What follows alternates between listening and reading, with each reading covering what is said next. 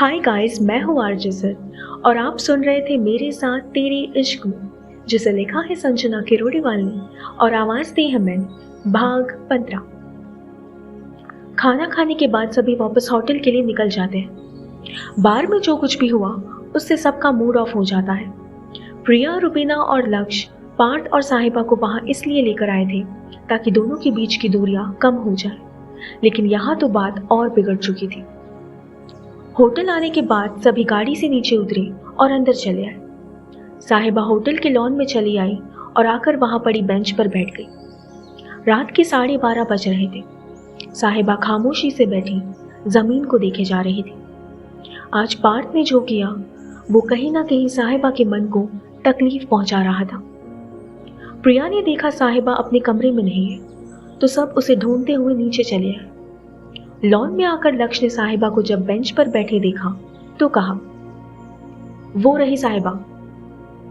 प्रिया साहिबा की तरफ जाने लगी तो मेहुल ने उसका हाथ पकड़कर उसे रोक लिया और कहा, आई थिंक इन दोनों को आपस में बात करनी चाहिए।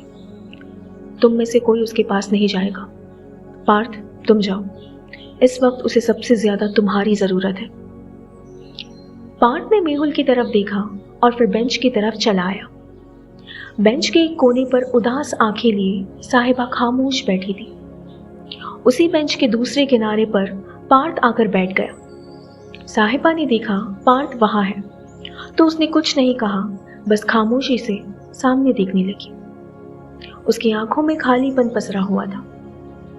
पार्थ ने साहिबा की तरफ देखा और कहने लगा,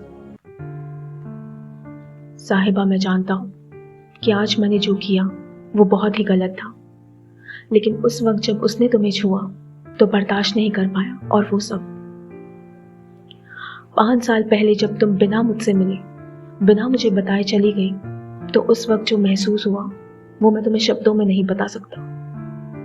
कुछ घंटों में ही सही, पर तुमसे एक रिश्ता सा जुड़ गया था जिसे कोई नहीं देख पा रहा था सिवाय मेरे। दिल्ली में रहकर इंजीनियरिंग की पढ़ाई कर रहा था। हम इंजीनियर्स की जिंदगी में होता ही क्या है, कुछ सेमेस्टर, किताबें, सिगरेट और बहुत सारी फीलिंग्स जो हमने अपने दिल के कोने में किसी खास के लिए दबा रखी होती है। पहली बार जब तुम्हें ट्रेन में देखा तो लगा जैसे वो सब फीलिंग्स तुम्हारे लिए ही थी। आज तक घर वालों के कहने पर कभी सिगरेट नहीं छोड़ी थी, पर जब तुमने ना कहा तो उसके बाद आज तक सिगरेट को हाथ तक नहीं लगाया है मैंने। 5 साल तुम्हारा इंतजार किया है साहिबा।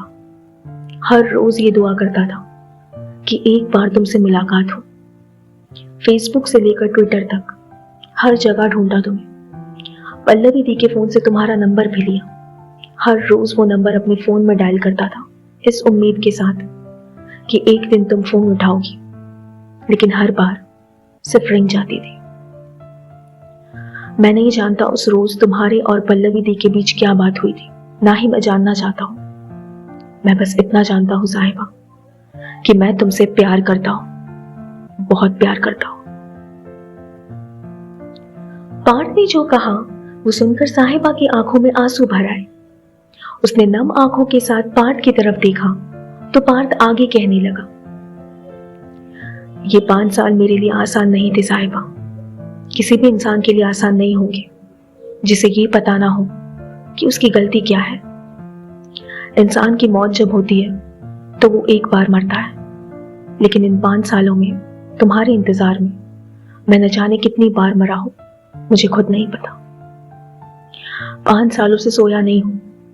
जब भी सोने की कोशिश करता था तुम्हारा ख्याल जगा देता था और फिर सारी रात तुम्हारे बारे में सोचते हुए निकल जाती थी। तुम्हारी जाने के बाद सबसे दूर हो गया था। घर, दोस्त, शौक सब छोड़ दिए थे। दिन रात बस यही सोचता था कि आखिर गलती क्या थी मेरी। तुमसे प्यार किया ये गलती थी या फिर अपनी बहन की दोस्त से प्यार किया ये गलती थी। साहिबा, मैं क्या, उस वक्त कोई भी होता तो शायद तुमसे प्यार कर बैठता। आज तक मैं तुम्हें और उस पल को भूल नहीं पाया हूं। साहिबा ने सब सुना उसे ये सब सुनते हुए बहुत तकलीफ हो रही थी और साथ ही महसूस हो रहा था पार्थ का दर्द जो उसने बीते 5 सालों में झेला था। साहिबा ने उठने की कोशिश की तो पार्थ ने उसे हाथ पर अपना हाथ रख दिया और उसकी तरफ देखते हुए ना में गर्दन हिला दी। पार्थ की आंखों में आंसू देखकर साहिबा नहीं जा पाई। पार्थ ने अपना हाथ उसके हाथ पर रखे रखा और सामने देखते हुए कहने लगा, मैं नहीं जानता साहिबा कि तुम्हारे मन में क्या है। मैं इतना जानता हूं कि मैं तुम्हारे बिना नहीं रह पाऊंगा। बीते 5 सालों का वो दर्द मैं अपने सीने में दफन कर चुका था, पर जब प्रिया दी की शादी में तुम्हें देखा तो वो सारा दर्द इन आंखों में उतर आया। तुम भी मुझसे प्यार करती हो साहिबा, पर मैं जानता हूं तुम कहोगी नहीं, कभी नहीं कहोगी कि तुम्हें मेरी जरूरत है, लेकिन मैं नहीं रह सकता। How can I control my feelings? किसने कहा तुम्हें अपनी फीलिंग्स को रोकने को? साहिबा ने धीमे स्वर में कहा तो पार्थ हैरानी से उसकी तरफ देखने लगा। पार्थ का हाथ जो कि साहिबा के हाथ पर था, साहिबा ने हटाया और उसे वापस पार्थ के हाथ पर रखते हुए कहने लगी, जिंदगी जब हमें कुछ देती है तो बदले में हमसे दुगनी लेती है पार्थ। जिंदगी ने मुझे तुमसे मिलाया और तुम्हें पहली बार देखकर लगा जैसे जिंदगी की हर कमी पूरी हो गई। पहली बार किसी में खुद को मुकम्मल देखा। उस वक्त तक नहीं पता था कि तुम पल्लवी के भाई हो। तुम्हारे साथ रहते हुए कब तुम पसंद आने लगी पता ही नहीं चला, लेकिन पल्लवी को हमारी नजदीकियां अच्छी नहीं लगी। उस वक्त तक शायद मेरे मन में तुम्हें लेकर कोई फीलिंग्स भी नहीं थी। जानते हो जिंदगी का सबसे बुरा पल क्या होता है? जब आपके बेस्ट फ्रेंड को आप पर भरोसा नहीं रहता है। आपके सही होते हुए भी वो आपको गलत समझने लगते हैं। पहली बार पल्लवी ने मुझे गलत समझा। उसने मेरी बात तक नहीं सुनी और कहा कि मैं गलत कर रही हूं। कहते हुए साहिबा के होठों पर एक दर्द भरी मुस्कान तैर जाती है और पलकें भीग जाती है। साहिबा के एक एक शब्द में पार्थ बीते हुए कल का दर्द साफ महसूस कर रहा था। वो खामोशी से साहिबा को सुन रहा था। साहिबा ने 1-2 बार तेजी से सांस ली जो कि पार्थ को साफ सुनाई दे रही थी, और ऐसा करते हुए साहिबा के हाथ की पकड़ पार्थ के हाथ पर थोड़ी मजबूत हो गई। साहिबा की आंख के किनारे पर आंसू झिलमिलाने लगे। उसे आज भी पल्लवी के गलत समझे जाने का दुख था जो कि उसके चेहरे से साफ झलक रहा था। साहिबा ने अपने आंखों के किनारे साफ किए और आगे कहने लगी, बचपन में ही मैंने अपने माँ पापा को खो दिया था। उसके बाद कभी कोई अपना नहीं लगा, लेकिन कॉलेज में जब पल्लवी से मिली तो लगा जैसे मेरे माँ पापा लौट आए हैं। उसमें कभी मैंने एक दोस्त को नहीं देखा बल्कि अपनी फैमिली को देखा। उस दिन जब उसने कहा कि मैं भटक रही हूं तो बुरा लगा। तब पहली बार मैंने चाहा कि वो मेरी भावनाओं को तुम्हारी बहन बनकर नहीं बल्कि मेरी एक दोस्त बनकर समझे। उस वक्त उसके मन में क्या चल रहा था मैं नहीं जानती थी। मैं बस इतना देख पा रही थी कि मेरी दोस्त जो बिना कहे मेरी हर बात समझ लेती थी, पहली बार मेरी कही हुई बातों को भी वो नहीं समझ पा रही थी। उस दिन वहां से जाना मेरे लिए भी आसान नहीं था, लेकिन वहां रहकर मैं पल्लवी के दुख की वजह नहीं बनना चाहती थी। मैं हमेशा के लिए वहां से ऊटी चली गई, लेकिन जाते जाते मैं अपने साथ ले गई तुम्हारे एहसास। कहते हुए साहिबा आंसुओं से भरी आंखों से पार्थ की तरफ देखती है। उसके आंसू पार्थ के सीने में चुभन का एहसास करवाते हैं। वो कुछ कह नहीं पाता, बस बेबस सा उसकी आंखों में देखता रहता है। साहिबा नजरें झुकाकर आगे कहने लगी, ऊटी में रहते हुए ऐसा कोई दिन नहीं गुजरा होगा जब मैंने तुम्हारे बारे में नहीं सोचा। तुम कब मेरी जिंदगी का हिस्सा बन गए पता ही नहीं चला। प्यार हो गया था तुमसे और हर गुजरने वाले दिन के साथ वो प्यार बढ़ता ही जा रहा था, ये जानते हुए भी कि तुम पल्लवी के भाई हो। मैं अपने आप को नहीं रोक पाई। हर रोज मैं ये दुआ करती थी कि तुम खुश रहो। बस एक बार तुम्हें देखना था, सो देख लिया। जब इतना ही प्यार है मुझसे तो फिर ये सब क्यों कर रही हो साहिबा? पार्थ ने बेचैनी भरे स्वर में कहा।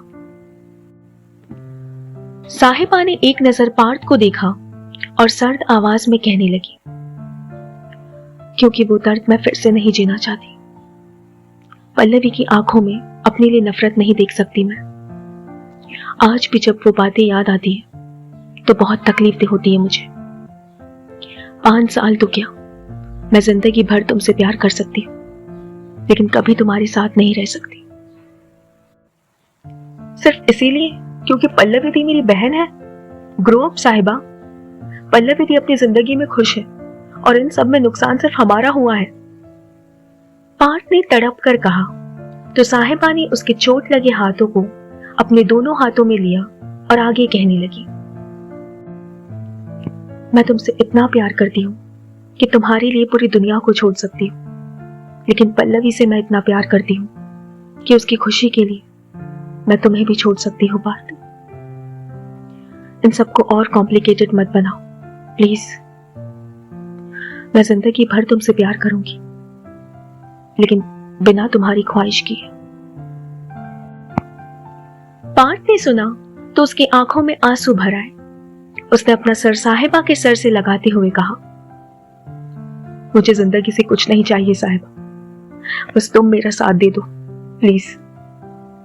मैरी मी साहिबा, प्लीज प्लीज प्लीज।